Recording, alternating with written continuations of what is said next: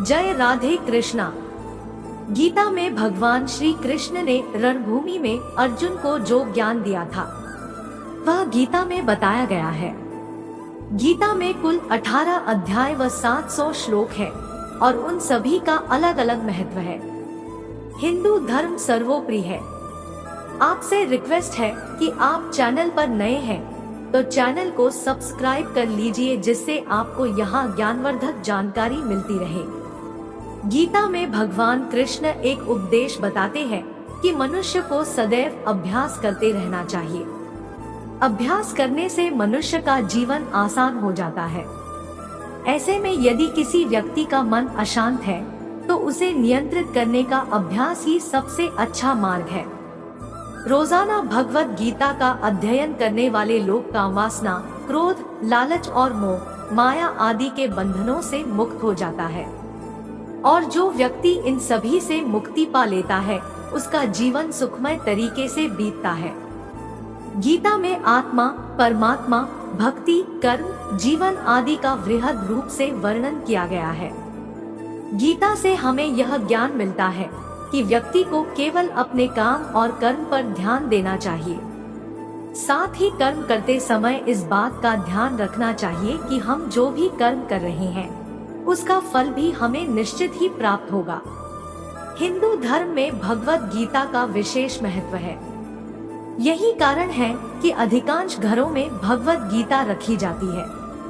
साथ ही मान्यता है कि जिस घर में गीता का नियमित पाठ किया जाता है, जो कोई अनजाने से भी गीता का पाठ करे या श्रवण करे उसका को भी मुक्ति मिलेगी, वहाँ सदैव खुशहाली बनी रहती है।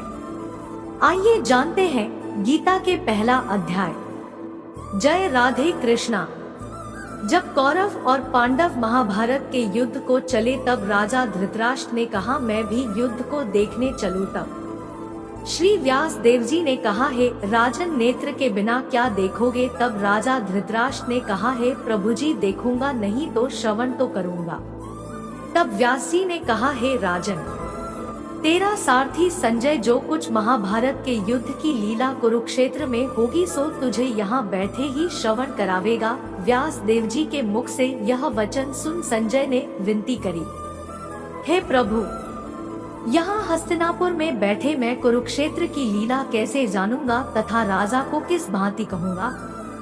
तब व्यास जी ने प्रसन्न होकर संजय को यह वचन कहा कि हे संजय मेरी कृपा से तुझे यहाँ ही सब दिखाई देगा। व्यास जी के इतना कहते ही उसी समय संजय की दिव्य दृष्टि भई और बुद्धि उसकी दिव्य भई।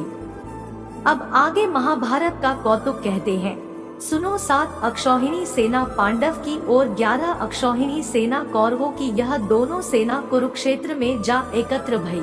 धृतराष्ट्र ने पूछा है संजय धर्म के क्षेत्र कुरुक्षेत्र में युद्ध की इच्छा से एकत्र हुए मेरे और पांडु पुत्रों ने क्या किया। संजय ने कहा पांडवों की सेना की व्यूहित देखकर दुर्योधन आचार्य द्रोण के समीप जाकर कहने लगे, हे आचार्य देखिए आपके शिष्य बुद्धिमान पदपुत्र ने पांडवों को बड़ी सेना की कैसी व्यूह रचना की है। इस सेना में अर्जुन, भीम जैसा बड़े बड़े धुंधारी वीर, युयुधान, विराट, महारथी, द्रुपद, धृष्टकेतु, चिकितान, बलवान, काशीराज, परुजित, कुंती भोज नरों में श्रेष्ठ शौर्य, पराक्रमी युधामन्यु, बलवान, उत्तमौजा, अभिमानु और द्रौपदी के पुत्र सब के सब महारथी है। हे ब्राह्मण श्रेष्ठ, आपके स्मरण अर्थ अब मैं अपनी सेना के प्रधान सेनापतियों के नाम वर्णन करता हूँ। आप भीष्म, कर्ण, युद्ध विजय, कृपाचारी, अश्वत्थामा, विकर्ण, सोमदत्त का पुत्र भूरी श्रवा तथा बहुत से शूरवीर मेरे लिए प्राण तक देने को तैयार है। ये लोग शस्त्र चलाने में अति निपुण है और सब युद्ध विद्या में प्रवीण है। हमारी सेना का जिसके भीष्म रक्षक है बड़ा बल है। अब आप सब अपने अपने मोर्चों पर सावधान रहकर सेनापति भीष्म की रक्षा कीजिए। कुरुवृद्ध भीष्म पितामह ने दुर्योधन को प्रसन्न करते हुए और ऊंचे स्वर से गर्जत हुए शंख बजाया। फिर वहां चारों ओर शंखों, नगाड़े, ढोल, गोमुखादि अन्य के बाजे बजाने लगे जिनका बड़ा भयंकर शब्द हुआ, जिसके अनंतर सफेद घोड़ों के बड़े रथ पर स्थित माधव श्री कृष्ण और पांडव अर्जुन ने भी दिव्य शंखों को बजाया। श्री कृष्ण पंच जन्म और अर्जुन ने देवदत्त नामक शंख को और भीषण कर्म करने वाले भीम ने पौर नामक बड़े भारी शंख को बजाया। कुंती पुत्र राजा युधिष्ठिर ने अनंत विजय, नुकुल ने सुघोष और सहदेव ने मणि पुष्पक और महाधनुधर काशीराज, शिखरी, धृष्टद्युम्न, विराट, अपराजित, सत्य की राजा द्रुपद और द्रौपदी के पुत्र और महाबाहु अभिमन्यु, इन सब वीरों ने अपने अपने शंखों को बजाया। उन शंखों के भारी शब्द से आकाश और पृथ्वी गूंज उठे और धृतराष्ट्र के पुत्रों के हृदय कांप उठे। हे राजन, अर्जुन ने कौरवों को युद्ध के लिए प्रस्तुत देखकर धनुष उठाकर श्री कृष्ण से कहा कि हे अच्युता, मेरा रथ दोनों सेनाओं के बीच में खड़ा कीजिए, जिससे मैं युद्ध करने वालों को देख लूं कि इस सभूमि में मुझे किन किन के साथ युद्ध करना चाहिए। दुबुद्धि दुर्योधन की प्रीति करने वाले जो युद्ध के लिए यहाँ एकत्र हुए हैं, उनको देखूंगा। संजय ने कहा, हे राजन, अर्जुन की बात सुनकर श्री कृष्ण ने भीष्म, द्रोण आदि वीरों के सामने उत्तम रथ को खड़ा करके कहा कि हे वीर, युद्ध के लिए उधर इन कौरवों को देख लो।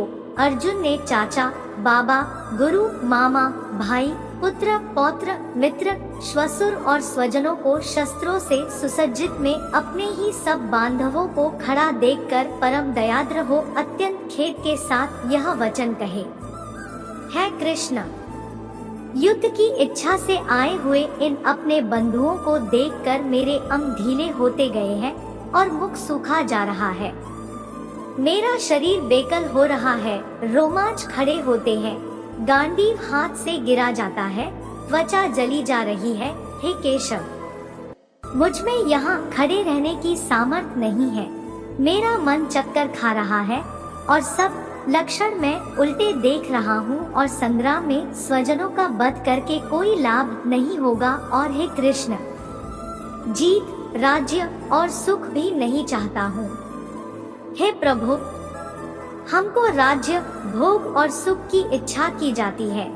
वे सब इस युद्ध में प्राण और धन की ममता छोड़ करने को तैयार है और आचार्य, पिता, पुत्र, पितामह, मामा, ससुर, पौत्र, साले और संबंधी ये सब मुझे मारे तो भी हे मधुसूदन, मैं इन्हें मरने की इच्छा नहीं करूँगा।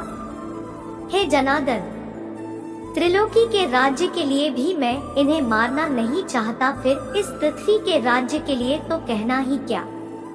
हे जनार्दन, धृतराष्ट्र के पुत्रों को मरकर हमारा क्या भला होगा?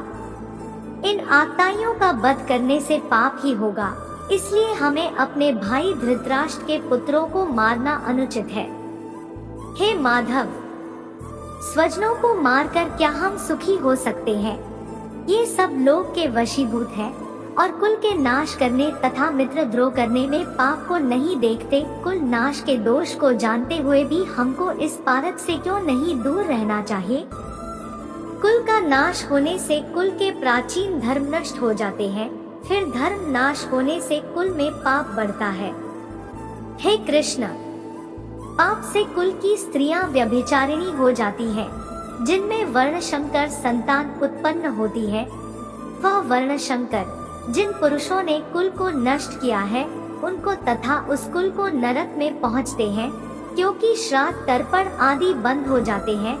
वर्णशंकर बनाने वाले दोषों से कुलवधुओं की जाति, धर्म और कुल धर्म निरंतर नाश होते हैं। हे जनार्दन, मैंने बराबर सुना है कि कुल धर्म नष्ट होने से निश्चय नरकवास करना होता है।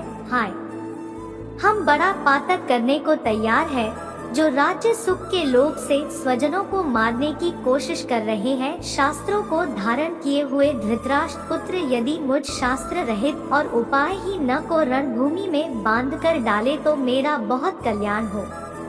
संजय ने कहा, हे राजन, यह कहकर अत्यंत दुखित होकर अर्जुन ने उसी समय धनुष बाण फेंके दिया और रथ को पिछले भाग में जा बैठा। दोस्तों, गीता का पहला अध्याय समाप्त हुआ। बोलो जय राधे कृष्णा। दोस्तों, जानकारी अच्छी लगी हो तो वीडियो को लाइक और चैनल को सब्सक्राइब कर लीजिए, जिससे आपको यहाँ ज्ञानवर्धक जानकारी मिलती रहे।